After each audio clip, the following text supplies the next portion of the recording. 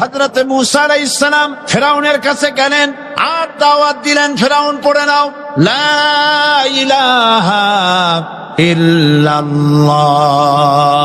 ফিরআউন বলেছে মা আলিমতু লাকুম মিন ইলাহিন গায়রি, আমি তো জানি না আমি ছাড়া আরো কোনো ইলাহ আছে, এ কথা আমার জানা নাই, সুতরাং আমি হচ্ছি ইলাহ আর তুমি বলছো লা ইলাহা। তার মানে হচ্ছে ওই সময় পয়গম্বরেরা, আল্লাহর নবীর সাহাবীরা তারা জানতেন যে আমরা কিসের দাওয়াত দেই, আর যারা শুনতো তারাও বুঝতো কিসের দাওয়াত শুনতেছি। যখন হযরতে মূসা আলাইহিস সালাম দিলেন, ফিরআউন বলল আমি তো জানি না যে আমি ছাড়া আরো কোন ইলাহ আছে, আইনদাতা তো আমি, তুমি নতুন কোথা থেকে আইনদাতা নিয়ে আসছো? ফিরআউন বলছে দেখো আমারে বাদ দিয়া যদি অন্য কাউকে ইলাহ বলে তুমি মানো আর সেই শিক্ষা যদি যে জাতিকে দাও, তাহলে আমি তোমাকে ধরে লাআজআলান্নাকা মিনাল মাসজুনিন, আমি তোমাকে কারারুদ্ধ করব, আমি তোমাকে জেলখানায় ঢুকিয়ে দেব। রাষ্ট্রশক্তি প্রথম বাধা দিল কারা? বলেন সবাই। সেই বাধা কি ওখানে শেষ হয়েছে না এখনো আছে? আছে কিনা জোরে বলেন। আমি তোমাকে জেলখানায় ঢুকাবো। হযরতে মূসা আলাইহিস সালাম বলেন ফিরআউন, জেলের ভয় আমি করি না, আমাকে জেলের ভয় দেখায়া লাভ নাই, আমি আল্লাহ পাকের পয়গম্বর হযরতে মূসা আলাইহিস সালাম। ফিরআউনের দলবল আছে, লোক লস্কর আছে, তার অস্ত্রের অভাব নাই। আল্লাহ রাব্বুল আলামিন মূসা আলাইহিস সালামের কাছে একটা অস্ত্র দিয়া দিলেন, দিছিলেন কিনা?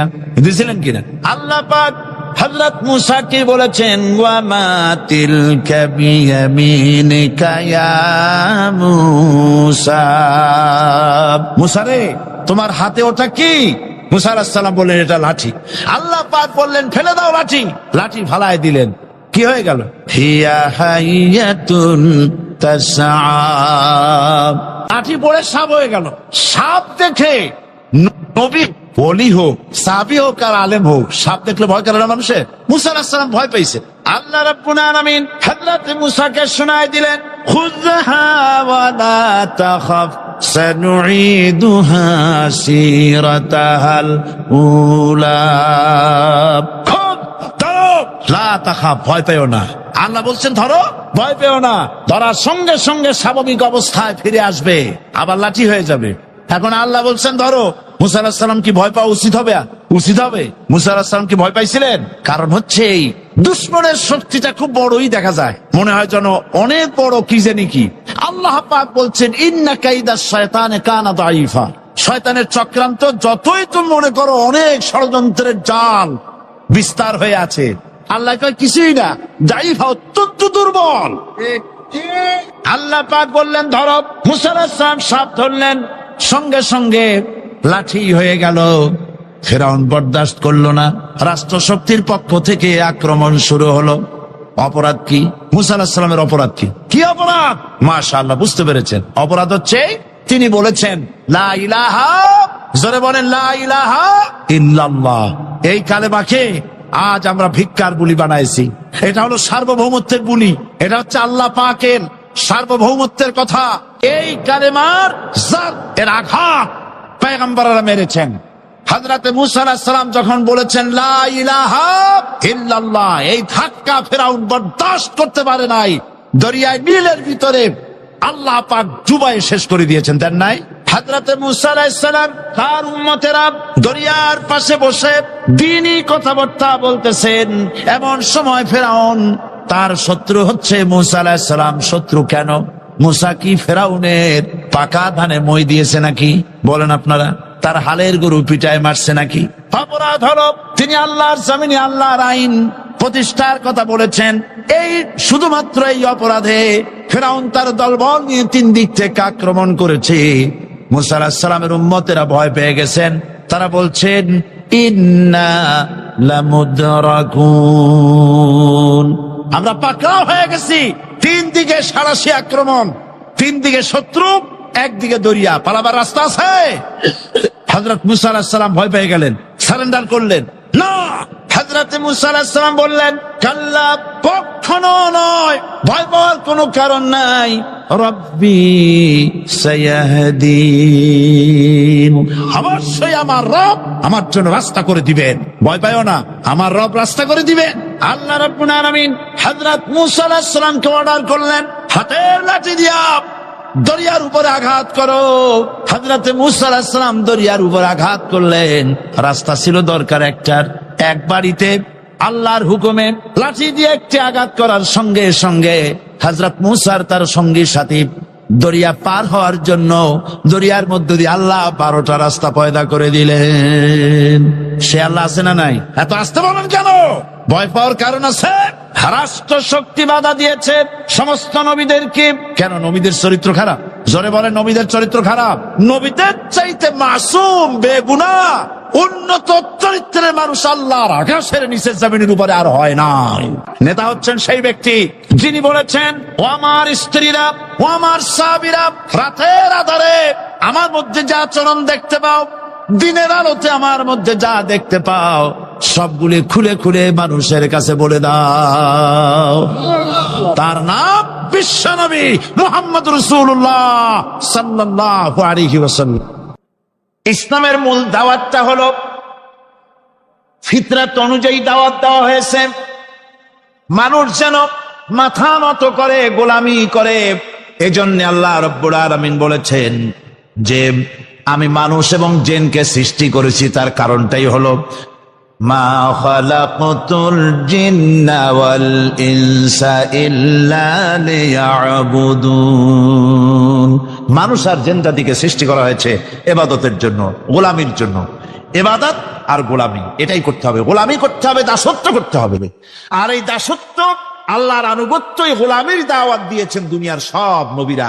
কোন নবী বলেন নাই যে আমার গোলামি করো। কেউ বলেছেন? বলেন জোরে, কেউ বলেছেন?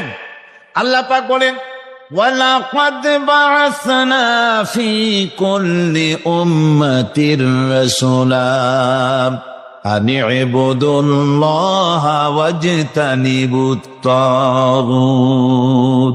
প্রত্যেক জাতির জন্য আমি রাসূল প্রেরণ করেছি। তারা মানুষকে দাওয়াত দিয়েছেন এই কথা বলে যে এক আল্লাহর গোলামি করো, তিনি ছাড়া কোনো ইলাহ নাই, আইনদাতা নাই, বিধানদাতা নাই। তার গোলামি, তার সামনে মাথা নত করে দাও। নামাজ হচ্ছে তাওহীদের অবশ্যম্ভাবী এক বহির্প্রকাশ। তাওহীদের জন্য তাওহীদবাদী মানুষ যারা, তাদেরকে নামাজ আদায় করতেই হবে। আকীদা বিশ্বাসের দিক থেকে তাওহীদ যদি হয় পুরা দ্বীনের মূল উৎস, তাহলে আমলের দিক থেকে নামাজ হচ্ছে পুরা দ্বীনের মূল ভিত্তি। নামাজ হচ্ছে আমলের মূল ভিত্তি। এর বাস্তবায়ন ছাড়া দ্বীন পূর্ণ হয় না। নামাজ মুমিনের কেবলমাত্র একটি উত্তম আমলই নয়, বরং নামাজ হচ্ছে ইমানের মূল ভিত্তি। যার কাছে নামাজ নাই তার কাছে কিছুই নেই। রাসূল করিম সাল্লাল্লাহু আলাইহি ওয়াসাল্লাম বলেছেন যে নামাজ যে ব্যক্তি পড়ে না, আল্লাহ পাকের সাথে তার কোনো সম্পর্ক বাকি থাকে না। সুতরাং এই নামাজটা হচ্ছে এই যে একমাত্র একাগ্র চিত্তে আদবের সাথে আল্লাহর সামনে রুজু হয়ে যাওয়া। কোরআনে কারীম বলছে, মুনিবিনা ইলাইহি ওয়াত্তাকুহু ওয়া আকিমুস সালাতা ওয়া লা তাকুনু মিনাল মুশরিকিন। তোমরা আল্লাহর দিকে রুজু হয়ে যাও এবং তাকে ভয় করে অন্যায় কাজ থেকে বিরত থাকো, আর নামাজ কায়েম করো। মুশরিকদের অন্তর্ভুক্ত হয়ে যেও না। নামাজ কায়েম করা, নামাজের আদেশ কোরআনে কারীমের মধ্যে আল্লাহ পাক বহু জায়গায় করেছে। ইমানের পর নামাজই হচ্ছে সবচেয়ে বড় জরুরি। একজন মানুষ ইমান আনলো, যেমন কালকে একজন ইমান এনেছে। ইমান আনার সাথে সাথে তার প্রথম কাজ কি বলুন? বলেন, প্রথম কাজ কি? ফজরের নামাজের আগে একজন ইসলাম কবুল করলেন, তার প্রথম দায়িত্ব নামাজকে আদায় করে দেওয়া, ফজরের নামাজ পড়া। জোহরের আগে কেউ ইমান আনলো, তার প্রথম দায়িত্ব জোহরের নামাজ আদায় করা। আসরের নামাজের আগে ইমান এনেছে, তার প্রথম দায়িত্ব হলো আসরের নামাজ আদায় করা। তার মানে হলো ইমান আনার পর একজন ইমানদারের প্রথম দায়িত্ব হচ্ছে নামাজ। গুরুত্বপূর্ণ বিষয়, খুব ভালো করে শুনতে হবে, ইয়াদ রাখতে হবে প্রত্যেকটি মুসলমানের। এই নামাজ কি জিনিস, কেমনে আদায় করতে হবে, আদায় না করলে কি হবে, গুরুত্বপূর্ণ এই কথাগুলি প্রত্যেকের স্মরণ রাখতে হবে। কিয়ামতের দিন মানুষ যে জাহান্নামে যাবে, জাহান্নামের জন্য, জাহান্নামে যে সব কারণে যাবে, তার মধ্যে বড় কারণ কালকে বলেছিলাম, দেখি মনে আছে নাকি? বড় কারণ কয়টা? কয়টা? আলহামদুলিল্লাহ মনে আছে। আল্লাহ রাব্বুল আলামিন বলেন, ইয়াতাসাআলুনা আনিল মুজরিমিন, কিয়ামতের দিন অপরাধীদেরকে জিজ্ঞেস করা হবে, মা সালাকাকুম ফি সাকার, জাহান্নামে কেন আসছো? জবাবে তারা বলবে, ক্বালু লাম নাকু মিনাল মুসাল্লিন ওয়া লাম নাকু নুতঈমুল মিসকিন, নামাজ পড়ি নাই আর এতিম মিসকিনদের খেতে দেই নাই, এই কারণেই জাহান্নামে এসেছি। কল নাউযুবিল্লাহ। নামাজ যারা পড়বে না জাহান্নামে যেতে হবে। কোথায় যেতে হবে? আকীদাগত দিক থেকে ঈমান হলো তাওহীদের স্বীকৃতি, আর আমলের দিক থেকে নামাজ হচ্ছে তাওহীদের বহিঃপ্রকাশ। আপনি মুসলমান তা প্রমাণ হবে নামাজ দিয়ে। নামাজহীন ঈমানের দাবি মূল্যহীন। যার নামাজ নাই তার ঈমানের দাবি করার কোনো মূল্যই নেই। অনেক এরকম কথা বলে, হুজুর আমি মানুষটা নিতান্ত খারাপ না, যাই মনে করে, গ্রামে রাস্তা বানাইছি, ব্রিজ করে দিয়েছি, কালভার্ট করেছি, এতিম মিসকিনরে তাও মাঝে মধ্যে খাবার দেই, বিধবারে কাপড় চোপড় দেই, মানুষটা আমি নিতান্ত খারাপ না, তবে এই মাঝে মধ্যে একটু নামাজ পড়ি না, তাতে কি আমার ঈমান নষ্ট হয়েছে? আমি বলি, ভাই ঈমানই তো নাই, নষ্ট হবে কি? ঈমান থাকলে না নষ্ট হবে? ঈমান নাই। সুতরাং একজন মুসলমান যদি নামাজ না পড়ে, নিজেকে মুসলমান বলে দাবি করার কোন হক তার নাই, দাবি করার অধিকার নাই। নামাজ হচ্ছে জিন্দেগি, নামাজটাই মূলত জিন্দেগি। নামাজটা কি? জিন্দেগি। আল্লাহ রাব্বুল আলামিন শেখাচ্ছেন, কুল ইন্না সালাতি ওয়া নুসুকি ওয়া মাহইয়ায়া ওয়া মামাতি লিল্লাহি রাব্বিল আলামিন। মুহাব্বতের সাথে সবাই পড়েন, কুল ইন্না সালাতি ওয়া নুসুকি ওয়া মাহইয়ায়া ওয়া মামাতি লিল্লাহি রাব্বিল আলামিন। বলো আমার নামাজ, বলো আমার নামাজ, আমার কোরবানি, আমার হায়াত, আমার মত সবকিছুই আল্লাহ রব্বুল আলামিনের জন্য নিবেদিত। আমার বেঁচে থাকা, আমার মরে যাওয়া সব আল্লাহর জন্য। সে আল্লাহ রব্বুল আলামিন, তার জন্য সবকিছু নিবেদিত করতে হবে। আল্লাহ পাকের গোলাম আমাদের বানিয়েছেন, আল্লাহ আমাদের গোলামি করা লাগবে। আর গোলামির নমুনা যাকাত দিয়া, হজ দিয়া, দাম দিয়া, সদকা দিয়া, কোন জিনিস দিয়ে নামাজের মতো গোলামির উৎকৃষ্ট প্রমাণ বা নমুনা আর কিছুতে নাই। আমি যে গোলাম তার উৎকৃষ্ট প্রমাণ হচ্ছে নামাজ। নামাজেই একটা মানুষ গোলামির অনুভূতিতে তাকে নিয়ে যায়। বাদশাহ হোক, মন্ত্রী হোক, পীর হোক, মৌলানা হোক, মুহাদ্দিস হোক, বড় লোক হোক, গরিব হোক, পুরুষ হোক, নারী হোক, যাই হোক, নামাজে দাঁড়াইলো, একেবারে কান্দারে ধরিয়া, কানের কাছে হাত দিয়া, হাত দুটো বাঁধিয়া, মাথা নিচের দিকে দিয়ে দাঁড়ায় গেল। কিসের মতো? আসামি, আসামির মতো, গোলামের মতো। সুবহানাল্লাহ। এদিক ওদিক তাকাইতে পারবা না, চোখটা থাকবে সেজদা যেখানে দিবা সেখানে। তাকানো নিষেধ, সেজদার দিকে তাকাও। এরপরে যখন রুকুতে গেলেন, গোলামের নমুনা হয়ে গেল। গোলামের এরকম মাথা নিচু করে থাকতে হয় প্রভুর সামনে। গেলেন, রাজা, বাদশাহ, বড় লোক, সব অহংকার চূর্ণ হয়ে গেল। নাক আর কপাল দিয়া আমার মাবুদের দরবারে মাথাটা লাগাই দিলাম জমিনের উপরে। সুবহানাল্লাহ।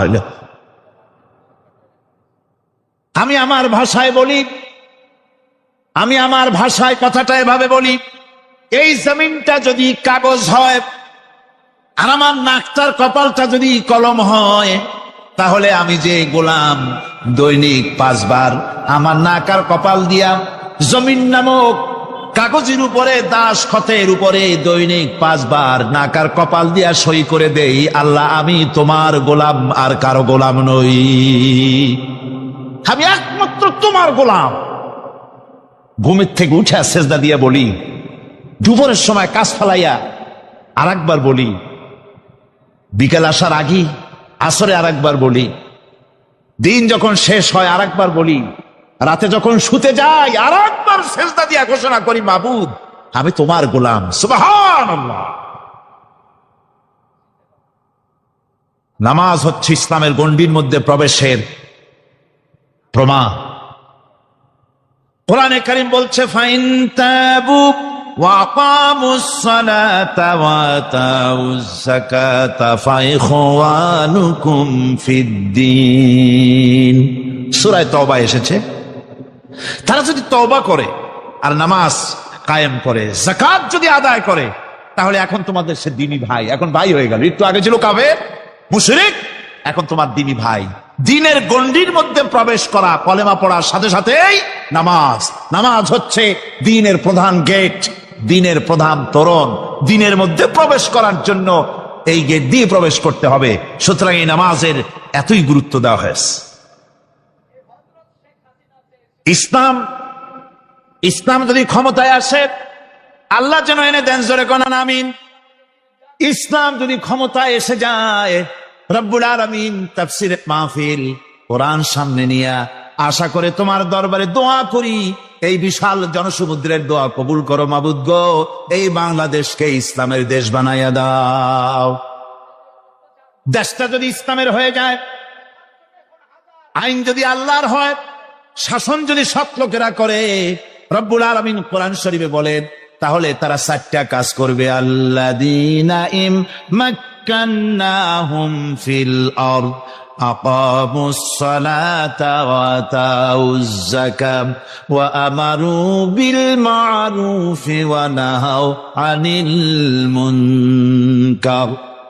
মুমিনেরা ক্ষমতা এসে প্রথম যে কাজটা করবে, প্রথমে ক্ষমতা এসেই নামাজ বাধ্যতামূলক করবে। প্রথম কি? ওয়াজ নসিহতে অনুরোধ করা হবে না, বাবাজিরা আল্লাহর রাস্তায় নামাজটা পড়ে না। রেডিও এবং টেলিভিশনের মাধ্যমে রাষ্ট্রপ্রধান অর্ডার করে দিবেন, আজ থেকে বাংলাদেশের 12 কোটি তাওহীদি জনতা, নারী পুরুষ যারা আকেল বালিগ, সকলের জন্য নামাজ বাধ্যতামূলক, নামাজ পড়তেই হবে। এটা অর্ডার। বেলা যখন 1টা বেজে যাবে, বেলা যখন 1টা বাজবে, সমস্ত মসজিদে আজান শুরু হয়ে যাবে। আজানের সাথে সাথে অফিস, আদালত, কল কারখানা, ক্ষেত খামার, শিক্ষাঙ্গন সব ডেডলক হয়ে যাবে। আধা ঘন্টার জন্য বন্ধ হয়ে যাবে। যারা মুসলমান অফিসে, কলেজে, ইউনিভার্সিটিতে, সর্বত্র তারা নামাজের জন্য প্রস্তুতি নেবেন। আধা ঘন্টার ভিতরে নামাজ আর খানা সেরে আবার কলেজ চলবে, বিশ্ববিদ্যালয় চলবে, কল চলবে, কারখানা চলবে, ক্যান্টনমেন্ট চলবে, সেক্রেটারিয়েট চলবে, সব আপন গতিতে চলতে থাকবে। আল্লাহর রহমত, বরকত আকাশ ফেরে নাজিল হয়ে যাবে। আর এই অর্ডার যে দেওয়া হবে, নামাজ পড়বেন সেখানে। থানায় যখন আজান হবে, থানায় আজান হয়ে গেছে, থানার স্টাফ, পুলিশ যারা আছে জামাতে খাড়া হয়ে যাবে, ইমামতি করবেন ওসি সাহেব। এসপির অফিসে এসপি সাহেব ইমামতি করবেন, ডিসি সাহেব তার অফিসে ইমামতি করবেন, মন্ত্রী সেক্রেটারিয়েট ইমামতি করবেন, প্রেসিডেন্ট বঙ্গভবনে ইমামতি করবেন, বিশ্ববিদ্যালয়ের ভাইস চ্যান্সেলরের ইমামতিতে সে জায়গার মুসলমান ছাত্র ছাত্রী, শিক্ষক শিক্ষয়িত্রী এক জামাতে নামাজ আদায় করবে। এই যদি হয় চিত্র দেশের, অপরাধ থাকবে। থানায় ওসি সাহেব নিজেই যদি জামাতের ইমামতি করেন, এইভাবে নামাজ আদায় করেন, পুলিশদের নিয়ে জামাতে ঘুষ আর খাবে তারা? এসপি সাহেবের অফিসে, ডিসি সাহেবের অফিসে মন্ত্রীরা যদি ভাবে নামাজ কায়েম করে, তাহলে কি অন্যায় অপরাধ কিছু থাকবে সমাজে? থাকবে না। সুতরাং নামাজ বাধ্যতামূলক করে দেওয়া হলো। নামাজ বাধ্যতামূলক, সকলকে নামাজ পড়তে হবে। নামাজ হচ্ছে অপকর্মের প্রতিবন্ধক। নামাজ পড়লে অন্যায় কাজ থেকে বাঁচার পর, অন্যায় থেকে বাঁচাই কিসে? নামাজ। আল্লাহ রাব্বুল আলামিন বলেন, উতলু মা উহিয়া ইলাইকা মিনাল কিতাবি ওয়া আকিমিস সালাম ইন্নাস সালাতা তানহা আনিল ফাহশাই ওয়াল মুনকার। হে নবী, এই কিতাব তেলাওয়াত করো যা তোমার প্রতি অবতীর্ণ করা হয়েছে, এই কিতাব তেলাওয়াত করো আর নামাজকে প্রতিষ্ঠা করো। নিঃসন্দেহে নামাজ মানুষকে পাপাচার থেকে বাঁচায়া দেয়। অশ্লীলতা পাপাচার থেকে মানুষকে বাঁচায় কে? জোরে চিল্লায় কোন কে? নামাজ। এই নামাজ মানুষকে অন্যায় কাজ থেকে বাঁচায় দেয়। নামাজ যে মানুষকে অন্যায় কাজ থেকে বাঁচায়, কেমনে বাঁচায়? আমরা যে নামাজ পড়ি, এই নামাজে তো আমাদেরকে অন্যায় কাজ থেকে বাঁচাইতে পারে না। নামাজি বহুত মানুষ আছে অন্যায় করে, করে কিনা? কর না, করে না? করে। নামাজি অথচ অন্যায় করে। আর আল্লাহ বলছেন নামাজিকে, নামাজ তাকে অশ্লীলতা থেকে ফিরায়। তাহলে কথা কাটটা ঠিক? আল্লাহটা জোরে বলেন, কাটটা ঠিক? অবশ্যই আমার আল্লাহর কথা হক। প্রথম যে কথাটা সেটা হচ্ছে যে আমরা যা নামাজে পড়ি আমরা তা বুঝি না। কথা ঠিক কিনা? আমি যদি এখন প্রশ্ন করি সামি আল্লাহু লিমান হামিদা অর্থ কি কোন, ফার্স্ট ডিভিশনে কয়েকটা লেটার নিয়ে ফেল করবেন এরকম লোক আছেন না নাই? সুবহান রাব্বিয়াল আলা অর্থ কি জানি না। সুবহান রাব্বিয়াল আযীমের অর্থ কি জানি না। দোয়া কুনুত অর্থ কি জানি না। তাশাহুদ অর্থ কি জানি না। সূরা ফাতিহার অর্থ কি জানি না। এমন কি উযুর মধ্যে কয়টা ফরজ তাও অনেকের জানা নাই। কথা কি বেশি বললাম না ঠিক বলছি? একজনের জিজ্ঞেস করলো, মিয়া উযুতে কয় ফরজ? ভাই হুজুর কি মনে করেন যে বুঝি জানি না? এটা তো সাধারণ ব্যাপার, বলেন না কয় ফরজ? উযুতে তো 17 ফরজ। কি কি কয়? হাত ধোয়া, পাও ধোয়া, মুখ ধোয়া, নাক ধোয়া, চোখ ধোয়া, জিহ্বা ধোয়া, মাথা ধোয়া। বলতে বলতে গুনে দেখা গেল প্রায় 19টার মতো বলছে। বলা হলো, মিয়া বললেন আপনি উযুতে ফরজ 17টা, কইলেন আপনি 19টা। কয় হুজুর জানি আরো, বলি না আপনাদের ভয়তে। উযু জানে না, নামাজ জানে না, তাকে এই নামাজ কেমনে ফিরাবে অন্যায় কাজ থেকে? কথা বুঝতে পেরেছে? নামাজে আল্লাহু আকবার বললাম, এরপরে সানা পড়লাম, তারপরে সূরা ফাতিহা পড়লাম। সূরা ফাতিহার ভিতরে যে সমস্ত কথাগুলি বললাম সেই কথাগুলি বুঝি না, কি বলেছি তাও জানি না। এরপরে সুবহান রাব্বিয়াল আলা বলেছি, সুবহান রাব্বিয়াল আযীম বলেছি, সামি আল্লাহু লিমান হামিদা বলেছি, অর্থ কি জানি না। আল্লাহ তা শুনতে পান, যে ব্যক্তি আল্লাহর প্রশংসা করেন তিনি তা শুনতে পান। নামাজের মধ্যে আইডিয়া দেওয়া হচ্ছে, তুমি যে আল্লাহর জন্য নামাজ পড়তেছো, প্রশংসা করতেছো, এটা এমন নয় যে আল্লাহ পাক দেখছেন না বা শুনতেছেন না। তুমি যা বলতেছো, প্রশংসা করতেছো, আল্লাহ পাক তা শুনতে পাচ্ছেন। সামি আল্লাহু লিমান হামিদা, সুবহান রাব্বিয়াল আলা। আমি মহান সর্বশ্রেষ্ঠ আল্লাহ রাব্বুল আলামিনের পবিত্রতা ঘোষণা করছি, আমি তার প্রশংসা করছি। সূরা ফাতিহার কি আমরা বলি আপনারা ব্যাখ্যা দেখে বুঝে নিয়েন, সেগুলি আমি এখানে বলে বাকি কথা সব শেষ করতে পারবো না। নামাজে কি পড়েন সেটা যদি জানতেন, অবশ্যই আল্লাহ রাব্বুল আলামিনের কথা কার্যকরী হয়ে যেত। ইন্নাস সালাতা তানহা আনিল ফাহশাই ওয়াল মুনকার। নামাজ মানুষকে পাপের কাজ, অশ্লীলতা থেকে ফিরাতে পারে। আল্লাহ ইন্না বসাইছেন, নিশ্চয়ই, বেশক, অবশ্যই নামাজ পাপ থেকে ফিরাবে। কিন্তু কেমনে ফিরাবে নামাজ তো বুঝি না। নামাজ তো বুঝি না, খালি সেজদা দেয় জনমের মতো। আর সেজদা কি? নামাজে যদি দেখে ইমাম দেরি করতেছে, আত্তাহিয়াত পড়তে দেরি হয়ে যাচ্ছে, পিছন থেকে সিগন্যাল মারে, ঠিক কিনা? বেয়াদব, বেয়াদব। তোমার নামাজ, তোমার আত্তাহিয়াত আগে শেষ হয়েছে, তাতে কি হয়েছে? চুপ করে বসে থাকো। ইমামকে কাশি দিয়া সতর্ক করার অধিকার তোমার নাই। যদি ইমামকে সতর্ক করার জন্য কাশি দিয়ে থাকো, তোমার নামাজ ফাসেদ হয়ে যাবে। এটা ফাজলামি করার জায়গা না, এটা নামাজ। এর নাম কি? ধীরে সুস্থে নামাজ পড়তে হবে। অনেকে মসজিদটারে মনে করে জেলখানা। ঢুকতে যত দেরি, বেরোতে পারলে যেন বাসে যান ছটফট করে। সিনেমার মধ্যে গিয়ে ঘন্টার পর ঘন্টা বসে থাকে, খারাপ লাগে না? মসজিদে কেরাত যদি একটু লম্বা পড়ে, পিছনে বসে খালি কি যে করে মনে মনে বলতে থাকে যে ইমাম এমন কাঁচা ছাড়া ছাড়ি না। আর গান যখন শোনে শুনতেই থাকে, কত মজা, ঘুম আসে না। নওয়াজুবিল্লাহ কর। সুতরাং নামাজে কি পড়েন সেটা আপনাকে বুঝতে হবে।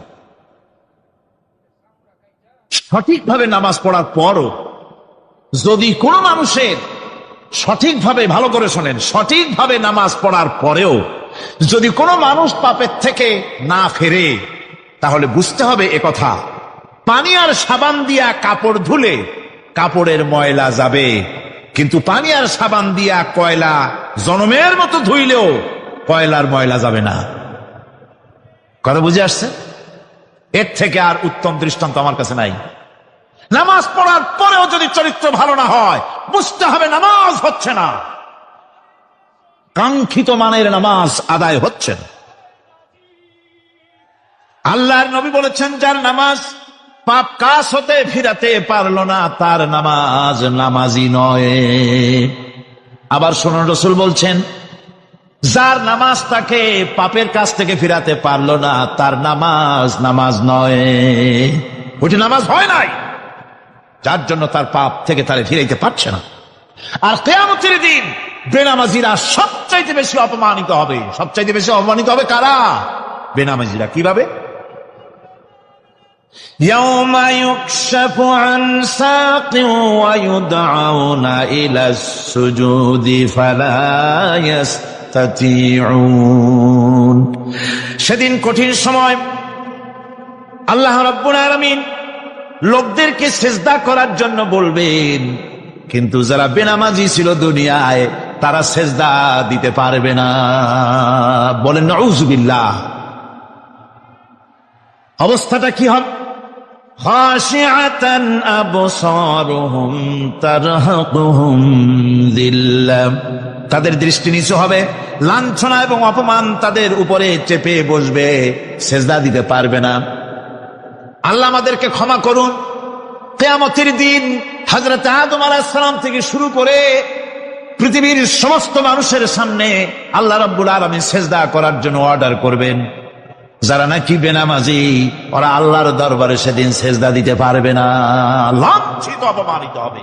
যারা কোন নাউযুবিল্লাহ। নামাজ, মুমিনের নামাজ একরকম, মুনাফিকের নামাজ হলো আর এক রকম। মুনাফিকরাও নামাজ পড়ে, পড়ে কিনা কন? মুনাফিকেরাও নামাজ পড়ে। মুনাফিকেরা যখন নামাজ পড়তে যায়, আল্লাহ রাব্বুল আলামিন বলতেছেন, ওয়াইদা কামু ইলাস সালাতি কামু কুসালা। মুনাফিকেরা যখন নামাজ পড়তে দাঁড়ায়, নামাজে আসে ঠিক তারা, কিন্তু নামাজের জন্য দাঁড়ায় খুব শৈথিল্য ভারে, শৈথিল্য ভাবে দাঁড়ায়, কাহিলি, সুস্তি, এ জায়গা চুলকায়, পায়জামা ধরে টান দেয়, টুপিটা ঘুরে আয়, এদিক ওদিক তাকায়। মুনাফিকের নামাজ দেখলেই ঠিক পাওয়া যায় যে বেটা মুনাফিক। এইভাবে সে দাঁড়ায়। তার নামাজটা কি জন্য? ইউরাউনান নাসা ওয়া লা ইয়াযকুরুনাল্লাহা ইল্লা কালিলা। তাদের নামাজ হচ্ছে মানুষকে দেখাবার নামাজ। নাউযুবিল্লাহ। এখন দেখবেন এই মৌসুম আসছে, নামাজের মৌসুম, বেনামাজিদের নামাজের মৌসুম। জনসভা হচ্ছে, নির্বাচন আসতেছে, নামাজে রক্ত হয়ে গেছে, তাড়াতাড়ি আজান হয়ে গেল। টুপি না থাকলে রুমাল একটা মাথায় দিল, উজু আছে কিনা আছে, আল্লাহু আকবার, যা আছে কপালে হয়ে যাক। মানুষকে দেখাবার জন্য এরা নামাজ পড়ে। এরা আল্লাহর শরণার্থে নামাজ খুব কম লোকই পড়ে। এরা হচ্ছে মুনাফিক। দুনিয়া এবং আখিরাতে কল্যাণের জন্য একমাত্র মাধ্যম হচ্ছে নামাজ। দুনিয়াও যদি কল্যাণ চাই, আখিরাতেও যদি কল্যাণ চাই, তাহলে এর জন্য কি করতে হবে? কি করতে হবে? আমার কথা নয়, আল্লাহ রাব্বুল আলামিনের কথা শুনুন। রব্বুল আলামিন বলেন, قد أفلح المؤمنون الذين هم في صلاتهم خاشعون والذين هم للزكاة فاعلون والذين هم لفروجهم حافظون নিশ্চিতভাবে সেই সব মুমিন কল্যাণ লাভ করবে নিশ্চিতভাবে তারা হচ্ছে ওই সব লোক যারা নিজেদের নামাজ ভীতি মিশ্রিত বিনয় ভাবে ভীতি মিশ্রিত অবস্থায় বিনয়ের সাথে যারা নামাজ আদায় করে, যারা বেহুদা কাজ থেকে বিরত থাকে, যারা যাকাতের পন্থায় কর্মতৎপর হয়, আর যারা নিজের লজ্জাস্থানকে হেফাজত করে। এরপরে আল্লাহ পাক বলেন ওয়াল্লাযীনা হুম লিআমানাতিহিম ওয়া আহদিহিম রাউন ওয়াল্লাযীনা আলা সালাওয়াতিহিম ইউহাফিজুন ওয়াল্লাযীনা আলা সালাতিহিম হাফিজুন। আর যারা তাদের আমানতকে পূর্ণ করে, আমানত এবং তাদের ওয়াদা চুক্তি পূর্ণ করে, এবং যারা নিজেদের নামাজ সমূহকে পূর্ণভাবে হক আদায় করে নামাজ পড়ে, নামাজের যারা হেফাজত করে, এরা কারা? এরা হচ্ছে উলাইকা হুমুল ওয়ারিসুন আল্লাযীনা ইয়ারিসুনাল ফিরদাউসা হুম ফিহা খালিদুন। এরা হচ্ছে সেই সব লোক, এরা উত্তরাধিকার হচ্ছে জান্নাতের উত্তরাধিকার, জান্নাতুল ফিরদাউসে আল্লাহ রাব্বুল আলামিন এই গুণ বিশিষ্ট লোকদের জন্য জায়গা করে দিবেন। জোরে কোন সুবহানাল্লাহ। নামাজকে পড়তে বলা হয়নি, কোরআন শরীফে বলা হয়েছে নামাজ কায়েম করো। কি বলা হয়েছে কন্ত দেখি? নামাজ কায়েম করো, নামাজ পড়ো। এই কথা কিন্তু কোরআন শরীফে কোন জায়গায় আছে নাকি? এখন কায়েম করা কারে বলে? একটা গুরুত্বপূর্ণ আরেকটি বিষয়, নামাজ কায়েম করতে বলা হয়েছে। কায়েম কি? কায়েমটা হচ্ছে দৃষ্টান্ত স্বরূপ বলা যায় যে জিনিসটা সমাজে প্রতিষ্ঠিত আছে ওইটারে বলে কায়েম হওয়া, আর যেটা প্রতিষ্ঠিত নাই ওটা কায়েম নাই। কায়েম মানে হলো প্রতিষ্ঠিত থাকা। যেমন আমাদের দেশে, আমাদের সমাজে নারী পুরুষ শিশু বৃদ্ধ সকলেই কাপড় পরা, শাড়ি পরা, লুঙ্গি পরা, এই কাপড় পরাটা কায়েম আছে, প্রতিষ্ঠিত আছে না নাই? যার কারণে কাপড় পরা সমাজে কায়েম আছে বলে উলঙ্গ মানুষ সমাজে খুঁজে পাওয়া যায় না, পাগল ছাড়া। ঠিক কিনা? একটা বাচ্চাকেও যদি উলঙ্গ হতে বলেন এখানে, 5 বছর 6 বছরের একটা বাচ্চাকেও, সে কিন্তু রাজি হবে না। ঠিক কিনা? যেহেতু কাপড় পরা সমাজে প্রতিষ্ঠিত আছে সেহেতু উলঙ্গ মানুষ পাওয়া যায় না, কাপড় পরাটাই এখানে প্রতিষ্ঠিত। সুতরাং এখন অবস্থাটা এই হয়েছে, কাপড় পরা প্রতিষ্ঠিত আছে বলে কোন উলঙ্গ মানুষ এসে যদি এই মঞ্চে দাঁড়ায় আর বলে আমাকে একটু বক্তৃতা করতে দেন, আপনারা কি করবেন? মঞ্চে তো উঠতেই দিবেন না। উলঙ্গ মানুষ যদি কোনো চাকরি নিতে যায় ইন্টারভিউতে, তাকে লাইনে দাঁড়াইতে দেবে? দেবে না। এমন কি উলঙ্গ হয়ে যদি বাড়িতে প্রবেশ করে তার বউ দূর দূর করে তাড়ায় দেবে। ঠিক কিনা? যেহেতু সমাজের ভিতরে কাপড় প্রতিষ্ঠিত আছে সেই জন্য এই উলঙ্গ মানুষ পাওয়া যায় না। অনুরূপ ভাবে নামাজ যদি প্রতিষ্ঠিত হতো সমাজের ভিতরে, তাহলে বেনামাজি খুঁজে পাওয়া যেত না। চাকরি করতে গেলে সেখানে নামাজ মানদণ্ড হয়ে যেত, নামাজ পড়ে কিনা তা দেখে নেওয়া হতো। বেনামাজি লোক পাওয়াই যেত না যদি প্রতিষ্ঠিত থাকতো। প্রথম প্রশ্নই হতো তুমি নামাজ পড়ো কিনা। ইলেকশনে যদি একজন উলঙ্গ মানুষ এসে দাঁড়ায়, ভাইরা এবার আমার বোতল মার্কা বাক্স, উলঙ্গ মানুষ এসে ভোটে দাঁড়াইছে, আপনারা ভোট দিবেন? দিবেন। ওই যে কাপড় প্রতিষ্ঠিত আছে বলে, লুঙ্গি প্রতিষ্ঠিত সমাজে আছে বলে উলঙ্গ মানুষকে আপনি ভোট দিবেন না। নামাজ যদি প্রতিষ্ঠিত থাকতো সমাজে, বেনামাজি মানুষ যদি এসে মঞ্চে দাঁড়ায়া যতই বলতো আমি ক্ষমতায় গেলে এই করব সেই করব, নামাজ প্রতিষ্ঠিত থাকলে পরে বেনামাজিরে কেউ ভোট দিত না। নামাজ যদি প্রতিষ্ঠিত থাকতো তাহলে অফিসের অফিসার তো দূরের কথা, বেনামাজি অফিসের ঝাড়ুদারের চাকরিও তার কিসমতে জুটত না। যদি নামাজ প্রতিষ্ঠিত থাকত। এর নাম হলো নামাজ কায়েম হওয়া। নামাজ কায়েম থাকলে এই অবস্থার সৃষ্টি হতো। এই জন্য আল্লাহ পাক বলেছেন নামাজকে কায়েম করতে হবে। নামাজ হবে সব ভালো কাজের মানদণ্ড। সমস্ত ভালো কাজের মানদণ্ড কি? নামাজ। নামাজ আমাদেরকে বড় রকমের শিক্ষা দেয়। কি শিক্ষা দেয়? নামাজ আমাদের শিখায় ঐক্য আর ভ্রাতৃত্ব। ভ্রাতৃত্বের আর ঐক্যের শিক্ষা দেয়। এক নেতার আনুগত্য করা শিখায়। আমার বন্ধুগণ, এই নামাজের জামাতি আল্লাহর নবী জীবনের শেষ নামাজ জামাতে আদায় করেছেন। জীবনের শেষ নামাজটাও জামাতে আদায় করলেন। তখন তার এমন অবস্থা, এত অসুস্থ, দাঁড়াতে পারেন না, হাঁটতে পারেন না। দুইজন সাহাবীর কাঁধের উপরে ভর করে তারপরে বহু কষ্ট করে মসজিদে গিয়ে নামাজ আদায় করেছেন। খুতবা দিয়েছেন। বললেন, খুতবা দিতে গিয়ে বললেন, আজ থেকে মসজিদে নববীর চতুর্দিকের সকলের দরজা বন্ধ হয়ে যাবে, শুধু আবু বকরের দরজাটা খোলা থাকবে। আল্লাহর নবী বললেন, আল্লাহ রাব্বুল আলামিন এই পৃথিবীতে তার এক বান্দাকে জাগতিক সব সম্পদ দিতে চেয়েছিলেন, কিন্তু সে বান্দা সব জাগতিক সম্পদকে উপেক্ষা করে মাবুদের সঙ্গে দেখা করা বেশি জরুরি, বেশি পছন্দ মনে করেছেন। এতটুকুন কথা নবীজি বললেন, কেউ কিছু বুঝলো না। হযরতে আবু বকর রাদিয়াল্লাহু তাআলা আনহু হুজুরের এই কথা শুনে কাঁদতে কাঁদতে তিনি অস্থির হয়ে যাচ্ছেন। সাহাবীরা চিন্তা করলেন, হুজুর কান্না কার কথা বলেছেন, তাতে কান্নার কি আছে? বয়োবৃদ্ধ, জ্ঞান বৃদ্ধ হযরতে আবু বকর রাদিয়াল্লাহু তাআলা আনহু বুঝতে পেরেছেন এই পৃথিবীর সব সম্পদ তো আল্লাহ হুজুরকেই দিতে চেয়েছিলেন। তিনি সমস্ত সম্পদকে উপেক্ষা করে তার মাবুদের সঙ্গে দেখা করার জন্য প্রস্তুতি নিয়েছেন। তার মানে হলো আল্লাহ নবী বিদায় হয়ে যাবেন, আমরা নবী থেকে এতিম হয়ে যাব। নবীজি ঘরের মধ্যে প্রবেশ করলেন, প্রচন্ড জ্বর এলো। এই প্রচন্ড জ্বর নিয়ে তিনি শুয়ে আছেন, কখনো বেহুশ কখনো হুশ। এর মধ্যে সারা আযান হয়ে গেল। সাহাবীরা বহুক্ষণ অপেক্ষা করে হযরত আবু বকরের ইমামতিতে নামাজ শুরু করলেন।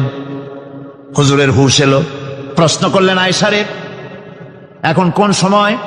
হযরত আয়েশা বলেন, ইয়া রাসূলুল্লাহ, মসজিদে নববীতে নামাজ শুরু হয়ে গেছে। সাহাবীরা অনেকক্ষণ অপেক্ষা করে আমার বাবার ইমামতিতে নামাজ পড়তেছে সবাই, কিন্তু সাহাবীরা কেঁদে কেঁদে নামাজের মধ্যেই কাঁদতে কাঁদতে অস্থির হয়ে যাচ্ছে।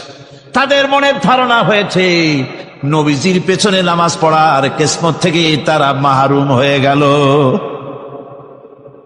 নবীজি বলেন, আয়েশা, দরজা খুলে দাও আর আমার মাথাটা একটু উঁচু করে ধরো, আমি একটু নামাজের দৃশ্যটা দেখি।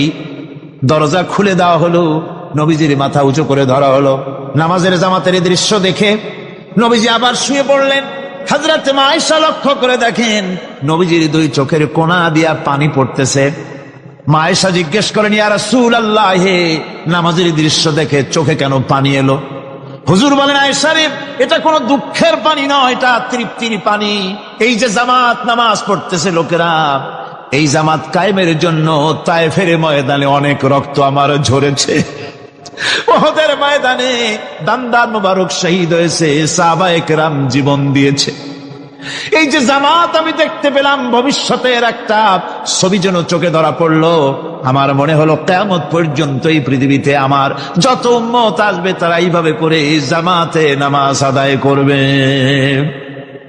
নবীজি মাথার কাছে মালাকুল মউত যখন এসে গেছেন, আমার ভাইরা, এই পৃথিবীতে যত নবীরা এসেছিলেন মৃত্যুর সময় সমস্ত নবীরা শেষ কথা যেটা বলেছেন, হাদিস, সমস্ত নবীরা উম্মতের জন্য মৃত্যুর মুহূর্তে শেষ কথা যেটা বলেছেন সেটা হলো আসসালাত, আসসালাত, নামাজ, নামাজ।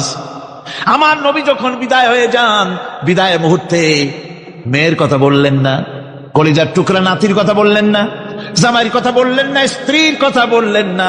মৃত্যুর সময় শেষ কথা বললেন, আসসালাত, আসসালাত ওয়া মা মালাকাত আইমানুকুম, নামাজ, নামাজ, আমার উম্মতেরা নামাজ, আমার উম্মতেরা নামাজ ছেড়ে দিও না, নামাজ। যেই নবী উম্মতের জন্য এত কাঁদলেন, নামাজের জন্য এত কথা বলে গেলেন, আল্লাহ রাব্বুল আলামিন নামাজের জন্য এত নির্দেশ করলেন, নবী ইন্তেকালের সময় নামাজের কথা বলে দিলেন, সেই মুসলমান আজ নামাজ আদায় করে না, নামাজ পড়ে তো নামাজ শুদ্ধ হয় না। যেখানে আছেন ওখানেই নামাজ পড়তে হবে, আর তা পড়তে হবে আদবের সাথে, মুহাব্বতের সাথে। আপনারা বিরক্ত হচ্ছেন না তো? অন্তত এক তাসবিহ পরিমাণ তো বটেই। যদি তা না হয়, রুকুর থেকে দাঁড়ালেন, সেজদায় চলে গেলেন, ওয়াজিব তরক হলো। সেজদা দিলেন না, নামাজ ফাসিদ হয়ে গেল, নষ্ট হয়ে গেল নামাজ। এটা পাগলামি না।